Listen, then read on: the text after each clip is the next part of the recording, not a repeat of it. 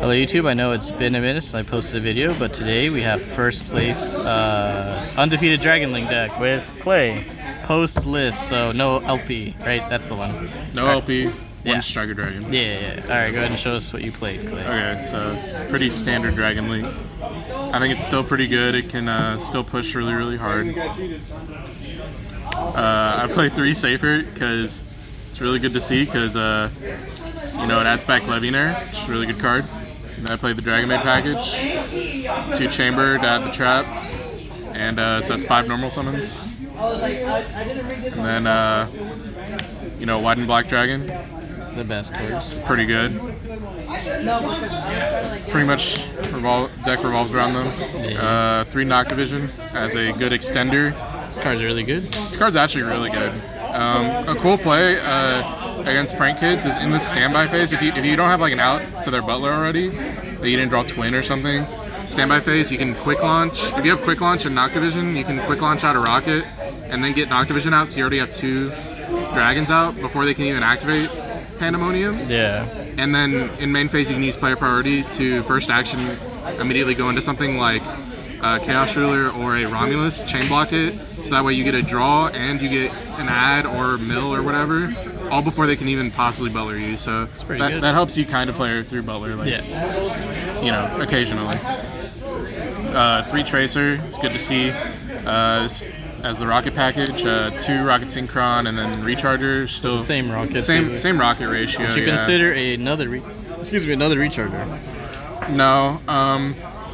The only time the other Recharger comes up is like if you draw it, and it can making Savage like kind of awkward sometimes. But now the deck like for sure like relies on Quad Boral a lot, so.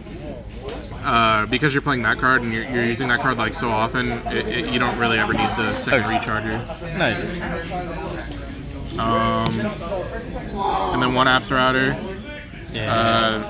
Might play 2. It's pretty good to draw.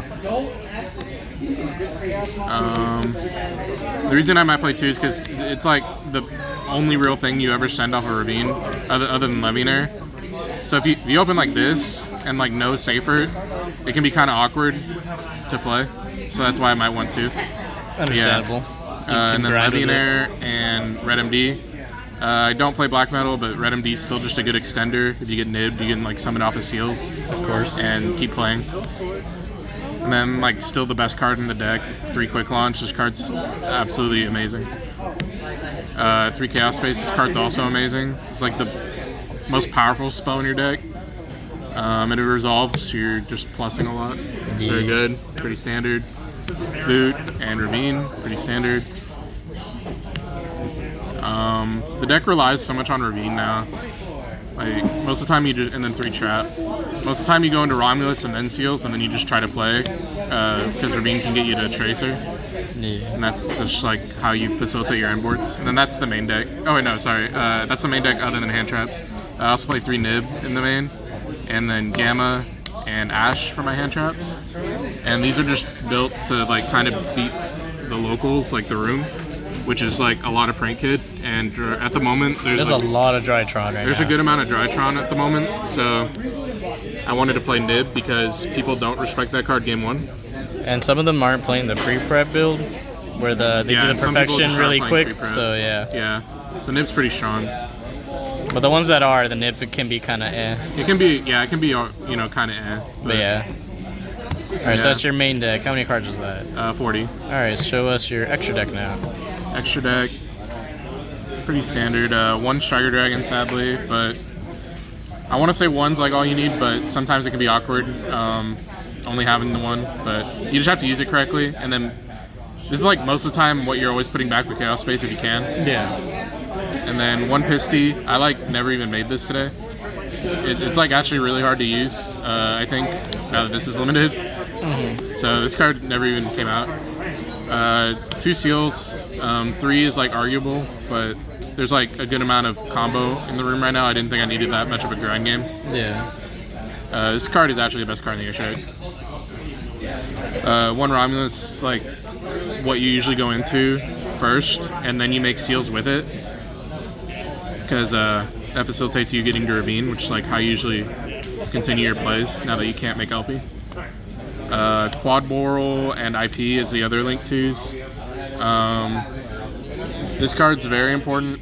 Yeah, that card's like very. Yeah. What about IP? How much does that come up over like making a seal? You IP know what I mean? literally only comes up if you get nibbed, because you bring out like Red MD or something and you make this, and if you have Chaos Roll, you can like summon it to go into Unicorn. Alright. And then like if you like have a broken hand, you can also end on IP in your end board and like go into Appaloosa, which is like pretty good.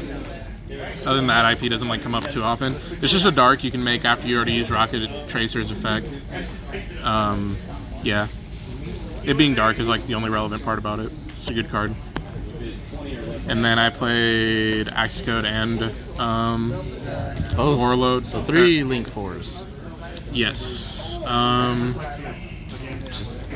Actually, because I played so much like control decks where I didn't feel like I needed to kill them because I could just set up a board. I actually never made any of these Link 4s today, but Like you just like having the options. they're pretty important. Like this is definitely the most like important. kill shot, blow up your board, and and then this like can play around some boards and hand traps.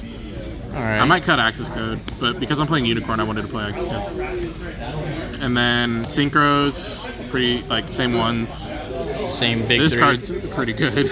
Yeah. There's like a card that's like as good as Seals in this extra deck. It's this one. This card's amazing. Yeah, these are just like standard. And then I played this card because there's a lot of Drytron, and I wanted a thing on my end board to, you know, have kind of like a pseudo dweller-ish card. Yeah, it's pretty good. Comes up against pranks too because I can't like fusion. What's the name of it? Number 68. Santa Fond, the Sky Prison. Okay. Yeah. Hey, some people don't know, so they gotta ask. Mm-hmm. All right. And it can't be destroyed by card effects. And if you detach it, neither player can summon from the graveyard until the end of the next turn. All right. Yeah, so and then it gains 100 attack for every monster in the graveyard, in both players' graveyard, which is can make it pretty big actually. Now for your, you want to go through your side real quick? Yeah. So for Drytron, I played these. I did not play Cycle Reader because people play Bell in this locals to counteract those cards, like Cycle Reader and DD Crow. So I played these to kind of beat them. And Skullmeister helps beat like prank kids too. Yeah, and Skullmeister is also good for prank kids. And then I also put these in against Drytron. So post side, I have 18 hand traps against Drytron. Yeah, you can hit like Moo Beta or it's really only like a Moo Beta or Fafnir or not Fafnir, Diviner target. Yeah, this is not like the card I necessarily want against Drytron, but I wanted it to. I also needed a card that was also good against Tri-Brigade, so that's why I played Imperm. And then I also played Twin. So against Tri-Brigade, I put these in. Hit Revolts. Yeah. Twin's honestly like not the best against Tri-Brigade. It's okay. Against Prank Kid, it's great.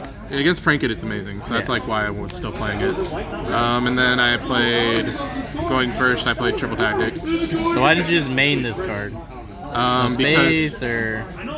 No, it's not the space. I only wanted it going first because playing into boards, like I didn't feel like it was strong enough.